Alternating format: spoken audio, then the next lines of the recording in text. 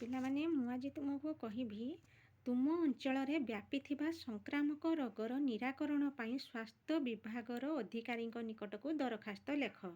ଆଜି ଗୋଟେ ଦରଖାସ୍ତ ଲେଖିବା, ସ୍ୱାସ୍ଥ୍ୟ ବିଭାଗର ଅଧିକାରୀଙ୍କ ନିକଟକୁ ଦରଖାସ୍ତ। କିପରି ଲେଖିବା ଦେଖ। ପ୍ରଥମେ ଲେଖିବ ମାନନୀୟ ଶ୍ରୀଯୁକ୍ତ ଜିଲ୍ଲା ମୁଖ୍ୟ ଚିକିତ୍ସା ଅଧିକାରୀ ବାଲେଶ୍ୱର। ମୁଁ ଏଠି ବାଲେଶ୍ୱର ଲେଖିଛି, ତୁମମାନଙ୍କର ଯେଉଁ ଜିଲ୍ଲା ସେଇ ଜିଲ୍ଲାର ନାଁ ଲେଖିବ। ଭଦ୍ରକ ହେଉ କି ଯାଜପୁର ହେଉ କି ସମ୍ବଲପୁର ହେଉ, ଯେଉଁ ଜିଲ୍ଲାର ତୁମେମାନେ ସେଇ ଜିଲ୍ଲାର ନାଁ ଲେଖିବ। ତାପରେ ମହୋଦୟ ସମୀପେଷୁ ଆକୁ ବ୍ରାକେଟ୍ ଭିତରେ ରଖିବ। ବିଷୟ କ'ଣ? ବିଷୟ ଆମେ ଲେଖିବା ସଂକ୍ରାମକ ରୋଗର ନିରାକରଣ ସମ୍ବନ୍ଧେ। ତାପରେ ଲେଖିବା ମହାଶୟ, ନିବେଦନର ଅଭିପ୍ରାୟ ଏହିକି ଯେ ଆମେ ବୀରପ୍ରତାପପୁର ଗ୍ରାମାଞ୍ଚଳର ଅଧିବାସୀ ବୃନ୍ଦ। ଏଠି ତୁମେମାନେ ତୁମମାନଙ୍କର ଗାଁ ନାଁ ଯାହା ସେଇଆ ଲେଖିବ। ଆହୁରି ମଧ୍ୟ ଲେଖିପାରିବ, ତୁମର ବ୍ଲକର ନାଁ ମଧ୍ୟ ଲେଖିପାରିବ। ଯେମିତି ଆମେ ଏଇ ବ୍ଲକ ଏଇ ଗ୍ରାମାଞ୍ଚଳର ଅଧିବାସୀ ବୃନ୍ଦ ଲେଖିପାରିଲେ ବି ଆହୁରି ଭଲ ହେବ। ତାହେଲେ ଦେଖ, ତୁମ ଗାଁ ନାଁ ଲେଖିବ ଏଇ ଗ୍ରାମାଞ୍ଚଳର ଅଧିବାସୀ ବୃନ୍ଦ ବର୍ତ୍ତମାନ ଝାଡ଼ା ବାନ୍ତି ଓ ହଇଜା ପରି ସଂକ୍ରାମକ ରୋଗରେ ଆକ୍ରାନ୍ତ। ଏଠି ମୁଁ ଲେଖିଛି ଝାଡ଼ା ବାନ୍ତି ଓ ହଇଜା ପରି ସଂକ୍ରାମକ ରୋଗ। ତୁମେମାନେ ଯଦି ଆଉ କିଛି ସଂକ୍ରାମକ ରୋଗର ନାଁ ଜାଣିଛ ତାହା ମଧ୍ୟ ଦେଇପାରିବ, ବା ତୁମ ଅଞ୍ଚଳରେ ଯେଉଁ ସଂକ୍ରାମକ ରୋଗ ହୋଇଥିବ ସେଇ ସଂକ୍ରାମକ ରୋଗର ନାଁ ମଧ୍ୟ ଦେଇପାରିବ। ସଂକ୍ରାମକ ରୋଗରେ ଆକ୍ରାନ୍ତ। ଏଥିରେ ପୀଡ଼ିତ ହୋଇ 4-5 ଜଣ ଲୋକ ବାଲେଶ୍ୱର ହସ୍ପିଟାଲକୁ ସ୍ଥାନାନ୍ତରିତ ହେଲେଣି। ତୁମେମାନେ ଯେଉଁ ଜିଲ୍ଲା ଲେଖିଥିବ ସେଇ ଜିଲ୍ଲା ହସ୍ପିଟାଲକୁ ଲେଖିବ।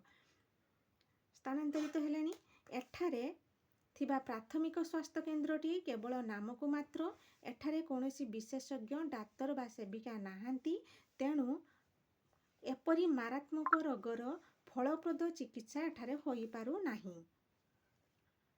ସର୍ବୋପରି ଏ ରୋଗ ବିଷୟରେ ଥିବା ନାନାଦି କୁସଂସ୍କାର ଓ ଅନ୍ଧବିଶ୍ୱାସ ଲୋକଙ୍କୁ ବିପଦ ଭିତରକୁ ଟାଣି ନେଉଛି।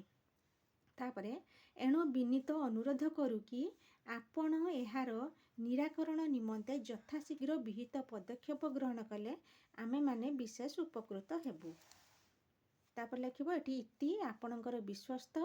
କେତେଟା ନାଁ ଲେଖିବ, ତୁମ ଗାଁର ଲୋକମାନଙ୍କର ନାଁ ବା ମନରୁ ଭାବିକି କେତେଟା ନାଁ ଲେଖିବ ଓ ଅନ୍ୟାନ୍ୟ ଗ୍ରାମବାସୀ ବୃନ୍ଦ। ଏପଟେ ତୁମର ଗାଁର ନାଁ ଦେବ, ତୁମ ବ୍ଲକର ନାଁ ଲେଖିବ। ତାପରେ ଯେଉଁ ତାରିଖରେ ଦରଖାସ୍ତଟି ଲେଖୁଥିବ ସେଇ ତାରିଖରେ ନାଁ ଦେବ। ଏଇଟା ହେଲା ତୁମମାନଙ୍କର ଜିଲ୍ଲା ମୁଖ୍ୟ ଚିକିତ୍ସା ଅଧିକାରୀଙ୍କ ନିକଟକୁ ଦରଖାସ୍ତ। ଆଉ ଥରେ ଦେଖେଇ ଦେଉଛି, ଭଲସେ ଦେଖିନିଅ।